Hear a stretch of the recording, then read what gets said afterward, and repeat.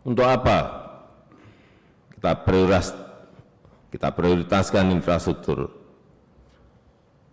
Yang pertama dalam rangka efisiensi biaya logistik. Ini penting sekali. Dalam rangka kita berkompetisi, dalam rangka kita bersaing dengan negara-negara lain, efisiensi biaya logistik ini sangat penting. Sehingga akan mempengaruhi daya saing investasi negara kita. Enggak akan mungkin investor datang kalau infrastruktur kita jelek. Mau ke sebuah pulau enggak bisa karena enggak ada airport, mau ke sebuah pulau enggak bisa karena enggak ada seaport, mau ke sebuah pulau enggak ada karena enggak ada jalan. Yang ketiga, kita ingin menumbuhkan titik-titik pertumbuhan ekonomi baru. Dengan infrastruktur baru akan muncul titik-titik pertumbuhan ekonomi baru. Ini penting. Yang keempat, ini untuk konektivitas sosial dan budaya. Infrastruktur itu juga mempersatukan. Karena ada airport, orang Aceh bisa langsung terbang ke Papua. Dari Papua terbang ke Jawa, dari Jawa bisa terbang ke Kalimantan dan Sulawesi. Fungsinya sekali lagi juga mempersatukan. Dan yang paling penting saya melihat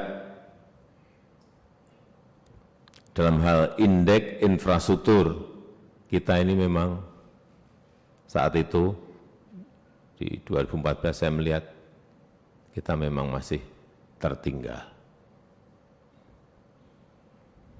Dalam IMD, Global Competitiveness Index, bidang infrastruktur, kita saat itu di peringkat 54. Saat ini masuk ke peringkat 51. Artinya meningkat meskipun juga belum melompat. Kita ini kerja keras dalam bidang infrastruktur, betul-betul kerja keras.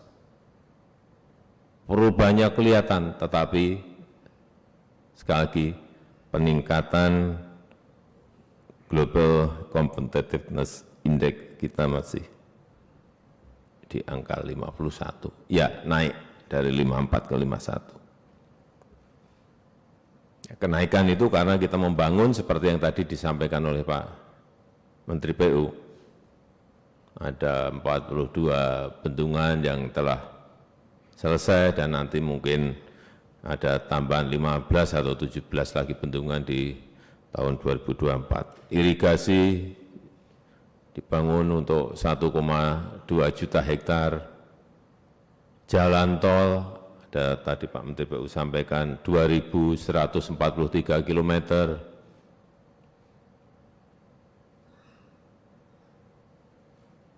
Sebuah lompatan besar untuk kita, tetapi kalau kita bandingkan dengan jalan tol yang ada di Tiongkok, kita ini total berarti hampir 3.000 kurang dikit, 3.000 kilometer jalan tol di RRT. Berapa Pak Menteri? Ada yang tahu?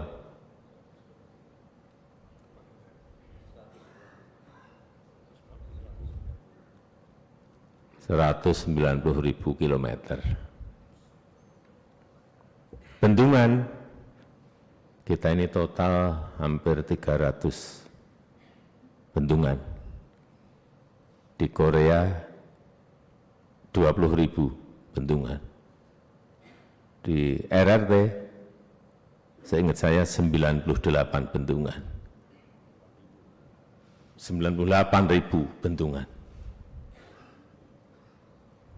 Jadi masih jauh, masih perlu kerja keras.